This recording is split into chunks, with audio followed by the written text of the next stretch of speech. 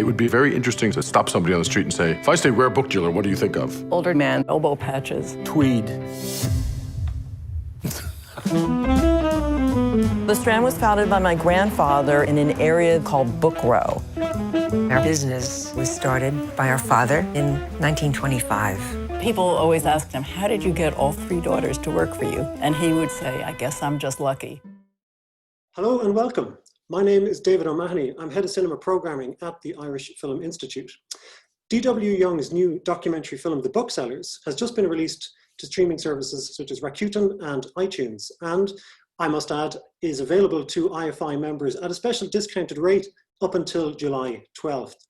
Now, I'm delighted that DW has taken some time out of his busy schedule to talk to us from the comfort of his car, it would seem, about the film and its release. DW, delighted to have you here. How are you doing?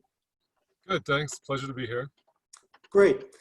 Before we come to talk about the film in any detail, I just want to touch upon the circumstances of its release.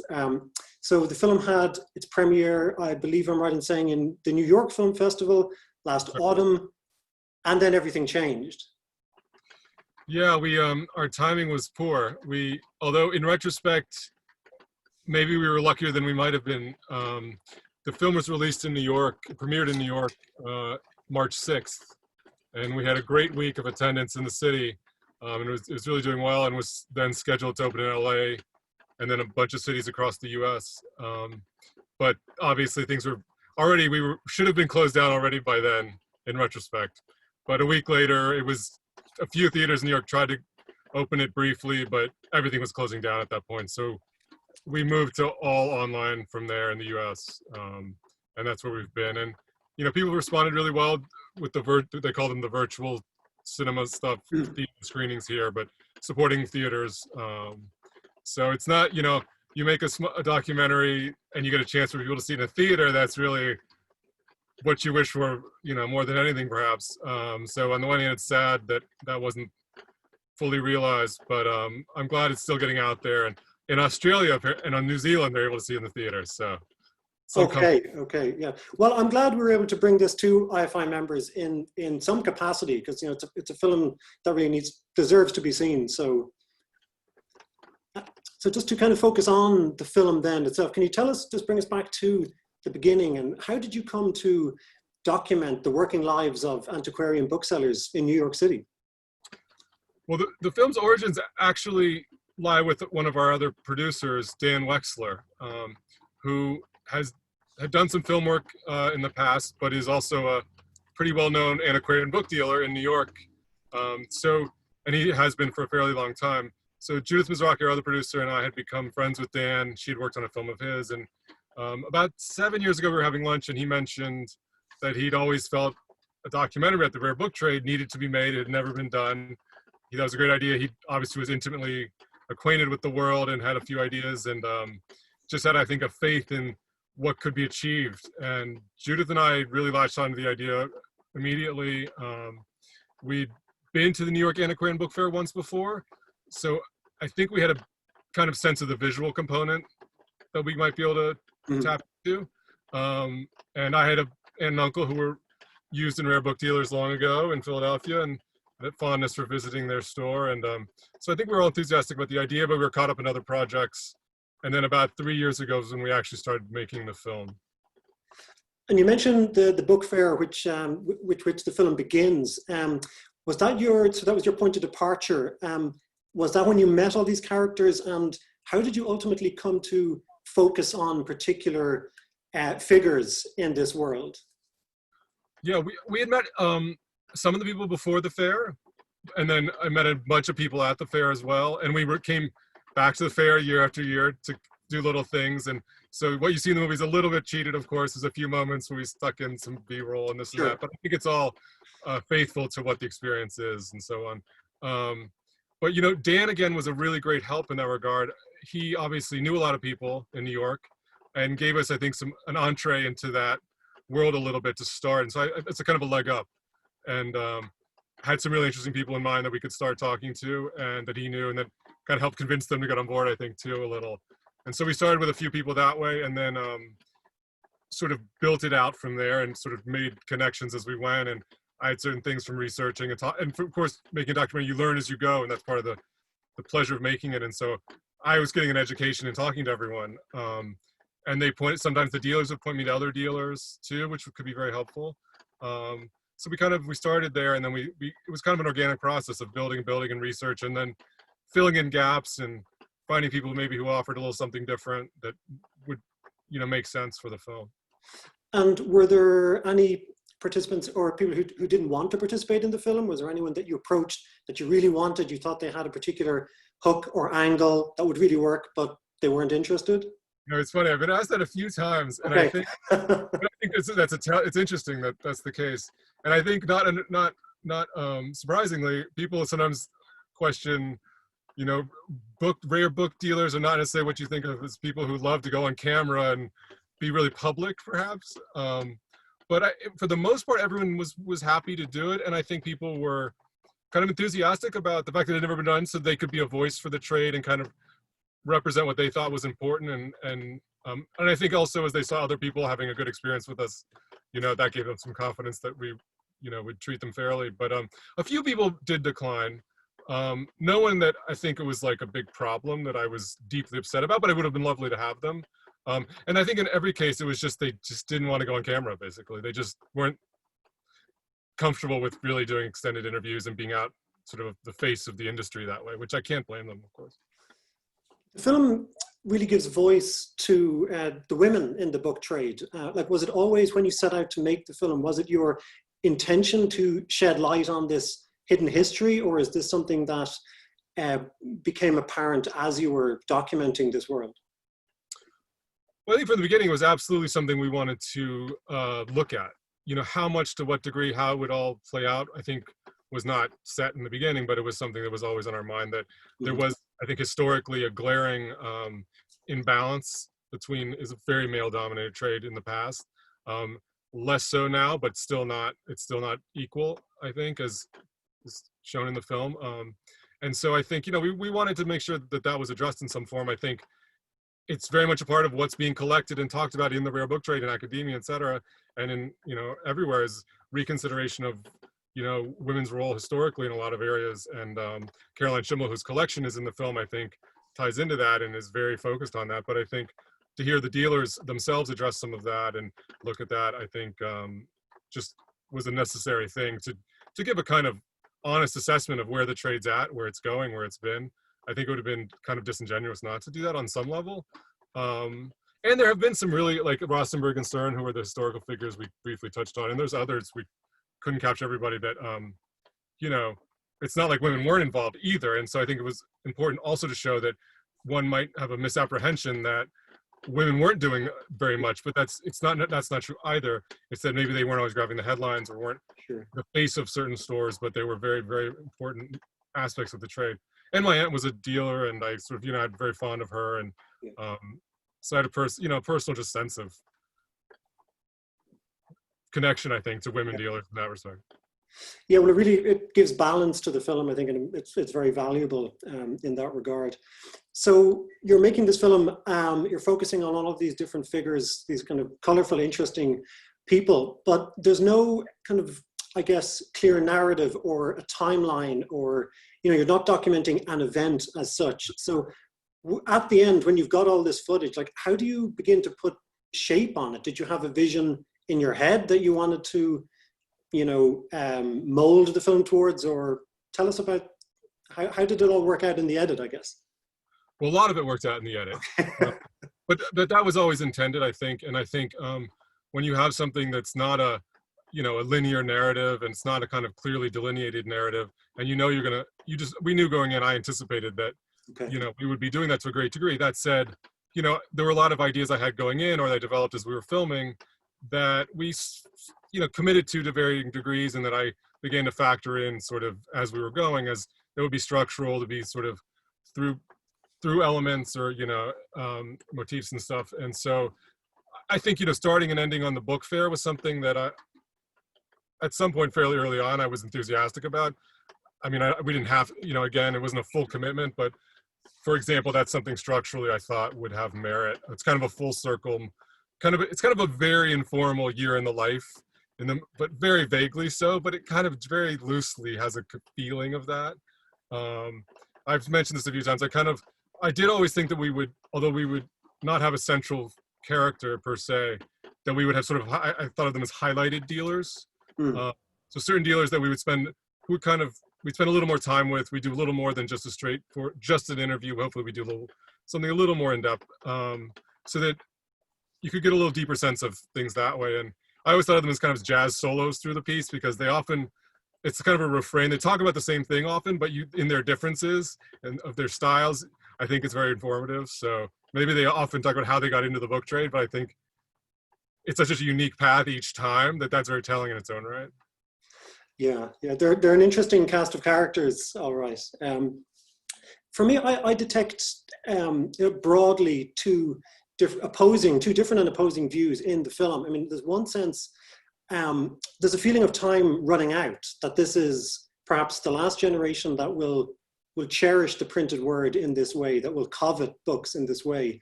That's definitely comes true, very clear. But then there's a younger generation who are avid readers and avid collectors and avid buyers of books, it seems. So that dichotomy is very interesting, that it's not as doom-laden as it may immediately appear. There seems to be huge hope, to give it that word, amongst younger. Did you find that in your experience with it?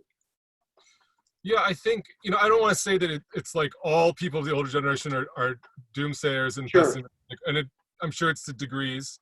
And I don't think every youthful person, some of them probably are a bit jaded quickly, but I think there is a general, and I think this is a natural thing, is that of course the younger generation is more vigorous, more energetic, and has a different kind of sensibility about what's possible. And but I think in the book trade, I think it's important that I think the internet marked this really fundamental change in what constituted the business, how it was run, and in a way that it had been sort of, I think, consistent for like a century or more, the sort of the basics of the trade in a lot of ways.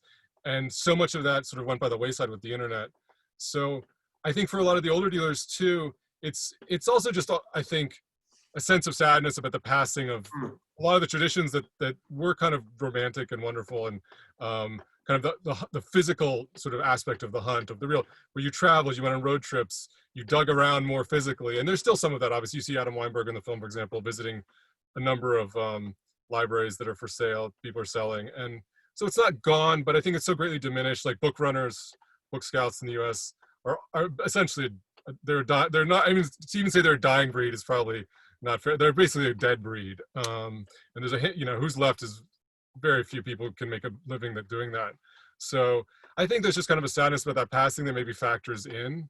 But I do think the people who are pessimistic, it's worth noting, I think they think it's more of a little bit of a longer term projection. So I don't think that they think necessarily that this immediate generation of millennials is going to be devoid of book collectors entirely. I think it's more, as with each passing generation, a concern that there'll be a general constricting of the trade until it becomes, such a niche, incredibly niche. I mean, it's niche already, most people would say, but so incredibly niche, so limited to who can be involved in it, that it's no longer really anything that I think is vibrant in the way that it still is in many ways. It is refreshing, though, to see some of the younger, I would almost call them kind of DIY archivists, like those who are collecting, like pop cultural magazines, hip hop magazines, just before that weren't digitized. I mean, that is itself, refreshing, I think. Yeah, that's really interesting that I like how it also brings the film up to as close to the present moment as you can kind of get before the internet. So it brings us, really right there. And it's what's interesting is if when you've lived through some of these eras now, because of course I can relate to collecting literary works from the 19th century, and I have a fondness for some of those works, certainly. But it's not like I lived through those. I didn't live through Victorian England or whatever. So it doesn't touch me personally. But of course, when you get to, the 90s, that touches me personally. So, but at the same time, I find it hard to imagine that some of the zines and things that, were so ephemeral or, so minor and obscure in that moment, of course, now have taken on to certain people a new value. So But that's a it's that's fascinating in and of itself. That whole concept of everything is collectible, like everything, like nothing is. It only be transient in the moment, but it is ultimately that somebody is collecting this stuff. Like that. That is a fascinating adjunct to the film, I think. Well, I think it's really the critical thing is that what makes book collecting and all the other sort of things that fall under the rare book umbrella, because it's not just books anymore. Sure. I think that's what's so interesting. It's entirely a matter of perspective, right? So it's it's scarcity is not what makes things collectible, essentially. Valuable as collectibles, at least.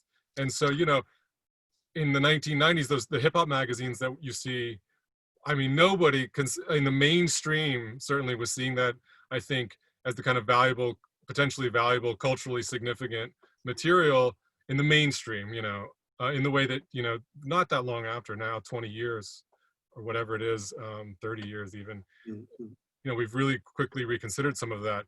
But I think Michael Zinman, who's in the film, who's a major important collector of Americana, really made a very important mark in his decision to collect and purchase and obtain tremendous amounts of damaged material. Yeah, that's fascinating. Which at a certain point in time, everyone just thought was essentially valueless, and he made it, I think, a really kind of a killing on this certain sense. But I don't think that was his primary motivation per se. But I think it was a very important move, because I think when that reconsideration about what a lot of that material came about, it showed that collectors, can really have a kind of intuition and kind of sense for might have potential or what can have certain connections that even like the institutions and academia and other places might not yet have arrived at. Absolutely, it's a very rich world. Tell us just about the physical filming of the film. I mean, you're documenting some incredibly rare and valuable pieces of material. I mean, how did you approach filming that, and also how did you approach filming the spaces themselves, the bookshops, which are so evocative and well, cluttered and kind of amazing spaces that you really want to delve into. So what were the challenges and the possibilities afforded with the filming of these artifacts? Well, we were very, very modest production with never enough time in many cases. So I think it was always, but with small, you become nimble and you become very adaptable. And so really it was just Peter Bolte, our cinematographer, who's, very, very multi-talented with dealing with the moment, and myself doing everything. So I would do sound usually, and he would do camera. And then, I shot a few extra little bits here and there on the side a few times, but so probably the worst looking things in the movie are the things that I shot on the fly. But that let us, I think, be very quick and free about how we would approach a given setting. And we did later do a few more stylized things where we brought in a short dolly, not dolly, but it's like a slider track to do some moves, some of the montage at the end where it's sort of the darkened rooms and a few things like that in the book's shots with the macro lenses and stuff. Those were a little more, thought out, but mostly, we did go back a few times to a few places where we had the chance, but mostly, it was very quickly in the moment, figuring it out and doing what we could with the time allotted. I think the ultimate example of that would be Jay Walker's Library of the Human Imagination, the Escher-esque, yes, incredible private library. I think we had 2 hours to shoot the interview and the B-roll, which is really not a lot. And plus, I would have spent a day easily just looking at, of course, things. But I think, we had a half hour. We used every single shot we took of B-roll in the movie to give an example of how close, how much we grabbed and how quickly. But I think that's a great testament to Peter, too, and his ability to be quick and on the fly and, work together. We worked together, I think, well in that regard. And some of these books are extraordinarily valuable items. And was there any issues around handling them or, having lighting on them or anything like that? You seem to have incredible access to these items. Well, we didn't, generally speaking, film up close any of the, exceedingly valuable stuff. Okay. Gatsby was very valuable. And that one was a little nerve-wracking, and the person whose book it was very, I think, a little nervous about the whole thing. And I let them handle it for the most part, and we were just grabbing a shot or two of the cover. It was, very controlled. so Dan was a great resource then because he, as a dealer, has a great many wonderful books. So some of the jackets and the covers and the close-ups, and he had some beautiful illuminated manuscript material, really wonderful stuff that he was able to let us, and I think we would have, accessed more easily. We would have, I think in the end, it would have been no problem to get the dealers to let us, dip into some more of their stock and get to stuff, but it is easier not to have to do that. But I think we didn't film it, but the moment where I was most nervous was when someone at Reese and Company showed me at the book fair a $350,000 map, and she unfolded it with incredible, confidence and handling sort of ease, and it was really, it was so creased, so delicate. Yeah. But a stiff wind would definitely have taken it apart. Okay. Did you handle the book bound with human skin? I think that's the. So unfortunately, those had been long sold, and oh well. We did try and contact the collectors of those through Henry, who's in the film, who had handled them, but not surprisingly, both considered it very private stuff and did not want to put it in in a public sphere who they were in the collection. So I think I would have touched them though. Oh, absolutely. I think that was the one that piqued my interest almost more than any of the others. DW, it's been an absolute pleasure talking with you. I won't keep you, but just for one more question. Having made the film and having taken this deep dive into the book world, the book trade, and various aspects of it, what is your own thoughts about where the book trade is going? Are you optimistic? Are you pessimistic? What are your views? Well, certainly in the short term, I think I'm reasonably optimistic, and it seems like, insofar as there's a connection between just books in general and reading habits and the inclination of people to be collectors, people are still reading. Ebooks have sort of plateaued or whatever, and millennials are reading, and new bookstores, albeit in a slightly new model, are popping up. And so I think that's all very comforting, and but in the long term, I think I don't know that past a certain point I'm an expert enough to judge anyway, but that's why I think it's somebody let the dealers speak more than I have an opinion on something that they know far more about. But I think I choose to be optimistic because I think I found that, as you mentioned, that the young people, I really felt like swayed by their optimism and enthusiasm. And I think I think some of their ideas about how to broaden the trade and the people and bring more diversity and into the trade and try and open it up to a wider group of people who might be interested in whole new areas of collecting. There's reason for optimism there. So, and hopefully that plays out. Yeah, absolutely. As I certainly wouldn't call myself young, but I've never owned a Kindle. I love books. I couldn't throw a book out, so that definitely spoke to me.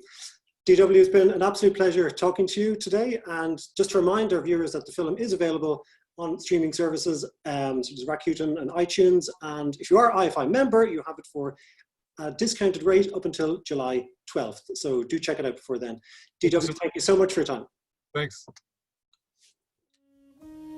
One of the things I remember about those guys, they were all guys that were like all little dusty Jewish men who were very irritated if you wanted to buy a book, because they were not really in business. They were there so they could read all day. And if it was, warm, they would be sitting outside like on a box. They were covered in dust. Their hands were yellow from nicotine. They always had glasses, of course, because they've been reading in the dark since they were, 6 years old. And if you would go up to them and ask very politely, how much is this book? Half the time they wouldn't even look up.